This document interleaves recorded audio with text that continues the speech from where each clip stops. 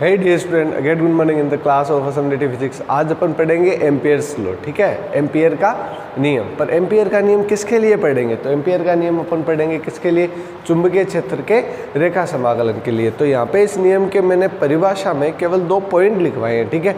देखो मैं परिभाषा लिखवाता हूँ, आप समझते हो फिर भूल जाते हो, ठीक है। लेकिन आज अपन को परिभाषा को बस 2 पॉइंट्स में पढ़ेंगे और वो आपके टॉपिक क्या रहेगा, हमेशा क्लियर रहेगा, ठीक है। तो सबसे पहली बात, एम्पियर के नियम में आपको क्या करना है? बद्ध परिपथ का रेखा समाकलन। देखिए पहली बात क्या आई, बाउंड इंटीग्रल करना है आपको, अर्थात जो भी आप एरिया लोगे वो क्या होना चाहिए, बाउंड होना चाहिए, पहली बात। फिर उसका क्या करना है? रेखा समाकलन करना है, अर्थात जो बाउंड एरिया लिया उसका आप लाइन इंटीग्रल करोगे, बट किसके रेस्पेक्ट में? आप चुंबकीय क्षेत्र का रेखा समाकलन करोगे। किसका? चुंबकीय क्षेत्र का। तो उसकी जो वैल्यू आएगी ना, वो वैल्यू कितनी होगी? आपको मल्टीप्लाई करना है किससे? केवल म्यू नोट से। बट किससे? जितनी भी उसमें करंट क्या हो रही है, फ्लो हो रही है। तो बहने वाली धाराओं से केवल आपको मल्टीप्लाई करना है किससे? म्यू नोट से, ठीक है। तो अपन इसको थोड़ा सा वापस देखें तो इसमें अपन क्या बता सकते हैं कि जैसे मान लीजिए कि हमने क्या बना लिया, एक बाउंड सरफेस बना लिया, ठीक है। इससे बहुत सारी करंट फ्लो हो रही है कि I1, I2, I3 और I4, ठीक है। अब अपन को ये कंसिडर करना है कि कौन सी तो उसमें आ रही है और कौन सी जा रही है। दैट मीन सिंपल सा हो जाएगा, bound integral of B dot DL equals to हो जाएगा mu into summation of I, ठीक है। तो अब समेशन ऑफ I में अपन को क्या लिखना रहेगा?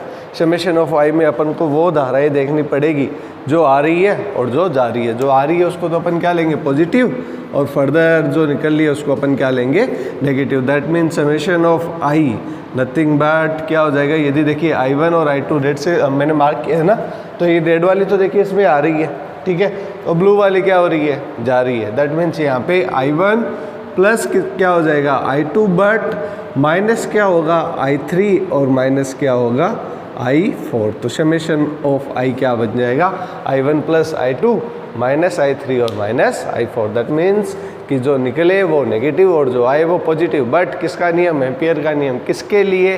चुंबकीय क्षेत्र के परिसंचरण को भी आप बोल सकते हो, क्योंकि परिसंचरण मतलब घूमना, और जो घूमेगा वो अपने आप ही क्या होगा, बाउंड होगा, बद्ध होगा, है ना। इसीलिए हमने यहाँ पे क्या लगाया, C, परिसंचरण, और बाउंड का मतलब एक बंद रेखा के सापेक्ष, ठीक है। तो अब अपन एम्पियर का नियम पढ़ते हैं अच्छे से। एम्पियर का नियम कहता है कि किसी भी चुंबकीय क्षेत्र का रेखा समाकलन बद्ध पृष्ठ के सापेक्ष जो मान देगा वो कितना देगा, धाराओं के बीच गणितीय योग और मल्टीप्लाई किससे, म्यू नोट से, ठीक है। अब यदि म्यू नोट की अपन बात कर ले, यदि हमारा तार किस में रखा हो, हवा में रखा हो, तो यहाँ पे क्या हो जाएगा, म्यू नोट किसके लिए लग जाएगा, एयर के लिए। जिस भी माध्यम में रखा हो वहाँ पे अपन क्या लेंगे, उसका म्यू नोट ले लेंगे, ठीक है, पहली बात। दूसरी बात कि भाई ये जब इतना नियम है तो इसके एप्लीकेशंस क्या क्या हो सकते हैं, कि भाई अपन इसको कहाँ पे यूज़ करेंगे, क्या इसके बेनिफिट होंगे, है ना। तो अपन सबसे पहले बात करें किसकी, अनंत लंबाई के धारावाही सीधे चालक तार के कारण चुंबकीय क्षेत्र। देखिए इसका सिंपल सा और सबसे बेस्ट यूज़ होता है वो किस में होता है, अपन वैल्यू निकाल सकते हैं किसकी, B की, अर्थात B का मान निकालने में एम्पियर का नियम बहुत क्या रहता है, इजी भी रहता है और बहुत इफेक्टिव भी रहता है। आपको पता हो तो 12th में हमने बायो सावर्ट का नियम लगाया था, mu naught upon 4I IDL, ठीक है, अपॉन क्या किया था, R² करके, ठीक है, साइन थीटा भी आया था। दैट मीन्स वो थोड़ा सा क्या था कि लेंथी प्रोसीजर था। इसमें अपन सिंपल क्या करते हैं, बाउंड इंटीग्रल कर लेंगे, B डॉट DL का कर लेंगे और म्यू नोट I, ठीक है। अब यहाँ पे एक चीज़ छोटी सी देखने वाली बात है, वो क्या है, डॉट। वो क्या है, डॉट। इसको मैं आपको एक एप्लीकेशन से समझाऊंगा कि अपन डॉट को कैसे यूज़ करेंगे, ठीक है। तो अनंत लंबाई है, लंबाई क्या है, अनंत है। यदि एम्पियर का नियम नहीं होता तो अपन को क्या लेना पड़ता, एग्जाम्पल बता रहा हूँ बस, यहाँ पे अपन को लेना पड़ता, फिर अपन क्या करते, अल्पांश लेते ना, फिर क्या लगाते, बायो सावर्ट नियम लगाते, फिर एंगल लगाते, तो बहुत क्या हो जाता, लेंथी हो जाता। बट एम्पियर के नियम से अपन सिंपली फाइंड आउट कर सकते हैं क्या, अनंत रेखीय धारावाही चालक तार के कारण चुंबकीय क्षेत्र, ठीक है। तो इसको मैं आपको एक एग्जांपल से समझाता हूँ। जैसे मान लीजिए कि ये हमारा क्या है, तार रखा हुआ, ये अनंत रेखीय, मतलब जाता जाएगा, रुकेगा नहीं, ठीक है। अब इसके चारों तरफ बंद वक्र बनाना है, ये तार लिया है मैंने ये, ठीक है, तो ये बद्ध वक्र बनाना है। तो ये तार के अकॉर्डिंग क्या बन गया, यहाँ पे एक गोल गोल क्या बन गया, वक्र बन गया। तो बताओ यहाँ पे हमने क्या बना लिया, बद्ध पृष्ठ बना लिया।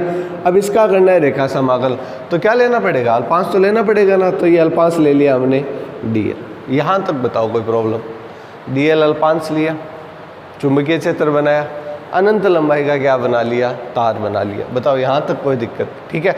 अब अपन को क्या निकालना है कि सर अपन जानते हैं बाउंड्रिकल कौन सा, बी, और डॉट कितना हो जाएगा, dl कितना होगा, म्यू नोट, और मल्टीप्लाई किससे हो जाएगा, समेशन ऑफ आई से। यहाँ पे देखो आई का मान कितना आ रहा है, आई का मान यहाँ पे आ रहा है 1, या मतलब आई एक इन सेंस एक ही तो धाराएं बह रही है। इसमें तो देखो बहुत सारे थी, I1 I2 I3 I4, ठीक है, आने जाने वाली बात अलग है, पर थी तो एक से ज़्यादा ना। बट इसमें क्या रहता है, इसमें सिंपल है कि एक ही क्या है, तार है, तो एक ही धारा बहेगी, है कि नहीं। ये तार लंबा सा है, उसके चारों तरफ हमने ऐसे बाउंड्रिकल बना लिया, कौन सा, ऐसे गोल गोल करके ऐसे बदपृष्ठ बना लिया, ठीक है। अब अपन को एक चीज़ चाहिए, कौन सी, डॉट वाली। ये डॉट जब हटता है तो क्या आता है, साइन या कोस, साइन या कोस, आप सोचो जब तक मैं लिख रहा हूँ, ठीक है, ठीक है, आपने सोच लिया। और म्यू नोट समेशन ऑफ आई को आई लिख देते हैं, ठीक है। बताओ म्यू नोट का मतलब जो तार रखा हुआ है वो किस में रखा हुआ है, हमारा एयर में रखा हुआ है, किस में रखा हुआ है, एयर में रखा हुआ है, ठीक है। हवा में तार है, इसका मतलब हवा का ले लिया, ठीक है। अब अपन क्या करेंगे कि तार है, अब तार की वजह से चुंबकीय क्षेत्र की दिशा बताओ। बहुत सारे हमने अंगूठे का नियम, दक्षिणावर्त का नियम, पेच का नियम पढ़े हैं ना 12th में, ठीक है। तो दाहिने हाथ का नियम क्या कहता है, दाहिने हाथ का नियम यह कहता है कि आप एक धारावाही चालक तार को ऐसे पकड़ो कि अंगूठा किस की दिशा में रहे, धारा की दिशा में, कि आपका थंब है वो किसकी डायरेक्शन में रहे, धारा की दिशा में। तो मुड़ी हुई अंगुलियां चुंबकीय क्षेत्र की दिशा को क्या करती है, बताती है। वापिस समझिए, यदि किसी धारावाही चालक तार को, मान लीजिए ये धारावाही चालक तार है, ये ऊपर की तरफ धारा को क्या कर रहा है, बाहर है, ठीक है। तो मैंने इसको दाहिने हाथ से, राइट हैंड से ऐसे पकड़ा कि जो मेरा अंगूठा है वो किस दिशा में रहे, धारा की दिशा में। तो मुड़ी हुई अंगुलियां किस दिशा में मुड़ रही है, किस दिशा में, अंदर की तरफ, इसलिए मैंने डॉट डॉट बना दिया। तो मुड़ी हुई अंगुलियां किसको बताएगी, चुंबकीय क्षेत्र की दिशा को बताएगी। दैट मीन्स ये तार है और इसके अंदर की तरफ ये जो अंगुलियां है, ये अंदर की तरफ क्या हो रहा है, चुंबकीय क्षेत्र है, ठीक है। अब अंदर की तरफ चुंबकीय क्षेत्र है, अल्पांश हमारा dl, तो सर कैसे एंगल बनाएंगे फिर, b और dl में तो एंगल बनाना पड़ेगा ना। तो मतलब अंदर की तरफ चुंबकीय क्षेत्र है, तो L किस दिशा में होगा, तो आप ही बताओ। यदि मैं एक सर्कल बना रहा हूँ, हालांकि ये तार छोटा सा, इससे समझना आप समझ जाओगे, ठीक है, समझ जाओगे। तो ये क्या बन गया, हमारा बदपृष्ठ बन गया। सोचो ये गोल गोल क्या है, तार घूम रहा है, ठीक है। अब यहाँ पे अल्पांश ले रहा हूँ मैं, ठीक है, कहीं पर भी, तो यहाँ से इसको मैं मिलाऊंगा, तो अल्पांश की दिशा भी क्या होगी, जस्ट अंदर की तरफ ही होगी ना। अब इसको ये थोड़ा सा 3D है, जैसे मान लीजिए कि यहाँ पे पेन है और ये देखो अल्पांश, यहाँ पर छोटा सा अल्पांश, ठीक है। तो ये जो अल्पांश है इसकी जो डायरेक्शन रहेगी वो किस दिशा में रहेगी, इस दिशा में। अर्थात B और dl के बीच जो एंगल बनेगा वो कितना बनेगा, 0। कितना बनेगा, 0। और cos 0 का मान कितना होता है, 1। दैट मीन्स यहाँ पे क्या लग जाएगा, बाउंड इंटीग्रल आ जाएगा b dl। अब dl का कितना मान होगा, dl का उतना ही मान होगा जितना आप क्या बना रहे हो, सर्कल बना रहे हो, बदपृष्ठ बना रहे हो। ये था ना बाउंड इंटीग्रल, जितना आप गोल गोल बनाओगे उतना ही dl का क्या होगा, मान होगा, ठीक है। दैट मीन्स यहाँ पे कितना आ जाएगा, 2πr। और इस तरफ क्या लग जाएगा, इस तरफ लग जाएगा म्यू नॉट आई। क्या लग जाएगा, म्यू नॉट आई। तो इंटीग्रेट हो गया, बाउंड इंटीग्रल कितना आ गया, 2πr। तो b बराबर कितना आ गया, b बराबर आ गया mu not I, mu not I upon कितना हो गया, 2πr। ये देखो कितना सिंपल एप्लीकेशन है किसका, एम्पियर के नियम का। हमने सिंपल से निकाल लिया किसका मान, चुंबकीय क्षेत्र का मान। कुछ नहीं किया, बस b डॉट dl किया, एक सर्कल बनाया, सर्कल पे देखा कि हाँ चुंबकीय क्षेत्र किस दिशा में, अंदर की तरफ। यहाँ पे जो एलिमेंट ले रखा उसकी भी डायरेक्शन उसी के साथ, ठीक है। तो होगा क्या, जो एंगल बनेगा वो 0 होगा। तो cos 0 का मान 1 रख दिया, तो क्या dl का करेंगे तो टोटल कितना होगा, 2πr की वैल्यू रख दी, तो हमें क्या मिल गया, मैग्नेटिक फील्ड मिल गया। अब अपन एक एप्लीकेशन और पढ़ लेते हैं छोटा सा, कि यदि ये तो तार क्या था, लंबा था, ठीक है। यदि हमारे तार की क्या जैसे मोटाई बहुत ज़्यादा हो, ठीक है, बहुत बड़ा गोल मोटाई का तार हो, तो उस कंडीशन में जो अपन चुंबकीय क्षेत्र निकालेंगे तो वो कैसे निकालेंगे। तो उसको निकालने के लिए बहुत ज़्यादा नहीं पढ़ना, सिंपल सा बताएंगे। तो उसको निकालने के लिए पहले अपन क्या करेंगे कि जो यहाँ पे जो तार लिया ना, उसमें हमने मोटाई वगैरह की कुछ की बात ही नहीं की ना। लेकिन अब जो अपन तार लेंगे, ठीक है, वो अनंत लंबाई का नहीं हो कि अपन बोल सकते हैं कि एक के लंबाई तो चलो मीटर भी नहीं करेगी, अपन बोल दे कि इसकी मोटाई ज़्यादा है, इस तार की क्या है, मोटाई ज़्यादा है, ठीक है। अब यदि तार बहुत मोटा हो या खोखला तार हो, तो उसकी वजह से जो मैग्नेटिक फील्ड होगा वो कैसे होगा, तो देखना अपन ले रहे हैं तार की मोटाई ज़्यादा, ये लीजिए भाई, एक हमने सफिशिएंट मोटाई का क्या ले लिया, ऐसे तार ले लिया, ठीक है। अब इसकी वजह से अपन को क्या निकालना है, चुंबकीय क्षेत्र निकालना है, ठीक है। तो इसकी 3 कंडीशन होगी, कौन सी होगी, 3 कंडीशन होगी। 3 कंडीशन कौन सी, पहली कंडीशन तो ये है कि जब हम जो परिबद्ध एरिया ले रहे हैं, ठीक है, वो तार की सतह पर ही हो, मतलब तार की सतह पर। अब ये कैसे होता है, तो ये समझिए, ठीक है। मैं आपको पहले वाली वो 2 कंडीशन लेके बताता हूँ, इससे आप इसको आसानी से समझ पाओगे। कैसे, जैसे मान लीजिए कि यदि मेरा जो सरफेस एरिया ले रहा हूँ, जो बाउंड एरिया ले रहा हूँ, वो तार से बाहर हो तो ये कंडीशन होगी, तार के अंदर हो तो क्या कंडीशन होगी, तार के अंदर हो तो कंडीशन होगी ये छोटी वाली है ना। और 1 2 तीसरी कंडीशन आप ही बता दो कहाँ पे होगी, सतह पर ही तो होगी ना। तो सतह पर जब होगी तो क्या होगा, सतह के लिए ये मान लीजिए, ये मान लीजिए कि हमने सतह पे इसको क्या कर लिया, बना लिया, बस। तो कंडीशन 3 हो सकती है पॉसिबल, कि एक तो हमारा सरफेस पे हो, एक हमारा क्या हो, बाहर की तरफ हो, ठीक है, और एक क्या हो, हमारा अंदर हो, ठीक है। इसके जो आप खोखला बेलन ले रहे हो उसके अंदर हो, ठीक है। तो सबसे पहले अपन ले लें सरफेस पे, कि जब हम बाउंड जो बना रहे हैं एरिया, वो सरफेस पे ही हो। तो सरफेस पे होने का क्या फ़ायदा होगा, सरफेस पे होने का एक सिंपल सा फ़ायदा हो जाएगा कि B.dl बाउंड इंटीग्रेट हो जाएगा, कितना हो जाएगा, म्यू नॉट यदि हवा में है, और समेशन क्या लग जाएगा, I लग जाएगा।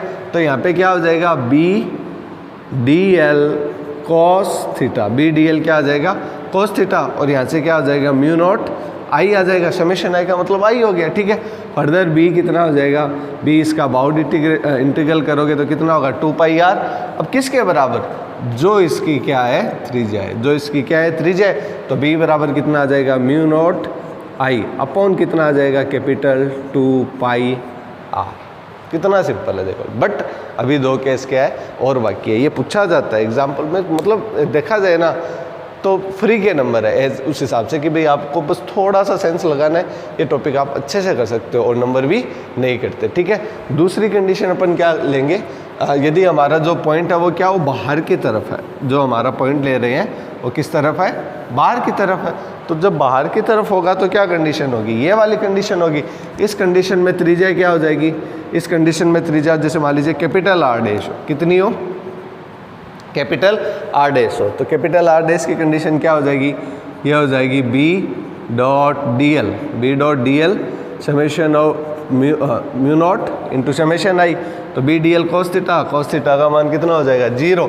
तो अपन सीधे लिख सकते हैं, हाँ बाउंड इंटीग्रल, क्या लिखना है, बाउंड इंटीग्रल। यहाँ पे क्या हो जाएगा, B.dl का आप जब बाउंड इंटीग्रल करोगे तो किसके बराबर आएगा, आप ही बताओ, आप अपने दिमाग में रख लो, फिर मैं सीधे क्या लिख देता हूँ, आंसर लिख देता हूँ। तो क्या आ जाएगा, mu naught I upon 2π capital R dash. अब ये कब, B आउट, जब हमारा जो अब एरिया बना रहे हैं बाउंड, वो क्या हो, उस पाइप से क्या हो, बाहर की तरफ हो, तो क्या आ जाएगा, B आउटसाइड। अब एक इम्पोर्टेंट टॉपिक रह जाता है, इम्पोर्टेंट मतलब इसी का पार्ट रह जाता है कि जब हमारा जो हम बाउंड इंटीग्रल बना रहे हैं वो यदि इसके अंदर हो तो उस केस में कंडीशन, उस कंडीशन में क्या होगा, तो उस कंडीशन में कुछ नहीं, सिंपल सा है, आपको पॉइंट क्या लेना है, बस अंदर लेना है। तो सर अंदर लेने से फिर और कुछ प्रॉब्लम नहीं आएगी, तो देखना कैसे, यहाँ पे क्या बन गया, ये अंदर का सर्कल बन गया और ये एक बन गया सरफेस का, ठीक है। तो अंदर लेने से बस इतना है कि धारा का मान क्या हो जाएगा, चेंज हो जाएगा, जो करंट का मान है वो क्या हो जाएगा, चेंज हो जाएगा। अब धारा का मान कितना चेंज हो जाएगा, तो देखिए आपको उस धारा का मान निकालना है जो आपको चाहिए, ठीक है। तो टोटल धारा कितनी आई, समझना, टोटल सरफेस कितना 2πr। आपको कितने में धारा चाहिए, आपको चाहिए 2π, किसमें चाहिए, स्मॉल r में, तो ये लीजिए स्मॉल r हो गया। तो यहाँ से क्या मिल गया आपको, उस धारा का मान जो क्या बहेगी, इस सरफेस में बहेगी, I की वैल्यू रखनी है और I की वैल्यू रख के अपन क्या निकालेंगे, सिंपल वैल्यू इसकी, किसके लिए, अंदर जो सर्कल बन रहा है उसके लिए क्या निकालेंगे, मान निकालेंगे। यहाँ पे πr² रहेगा, ये क्षेत्रफल के सापेक्ष रहेगा, ठीक है, πr², पाई से पाई क्या हो जाएगा, कैंसिल आउट हो जाएगा, परिधि पे नहीं क्षेत्रफल पे क्या रहेगा, वितरित रहेगा। ठीक है, तो यहाँ से आपको मिल गई आई डैश की वैल्यू, तो अपन क्या लिखेंगे, bound integral B dot D L mu not summation of, इस बार क्या होगा, आई डैश होगा। बस इतना ध्यान रखना, इस बार समेशन क्या होगा, आई डैश होगा, आई नहीं होगा। ठीक है, बी क्या आ जाएगा, बाहर आ जाएगा, और क्या आ जाएगा, बाउंड इंटीग्रल आ जाएगा, डी का मान कितना हो जाएगा, 2 पाई स्मॉल आर, है कि नहीं, ये मैंने इंटीग्रेट कर दिया है इसको, 2 पाई स्मॉल आर, और इस तरफ क्या होगा, म्यू नोट समेशन ऑफ आई का मान पाई से पाई कैंसिल आउट हो जाएगा, आर स्क्वायर अपॉन कितना आ जाएगा,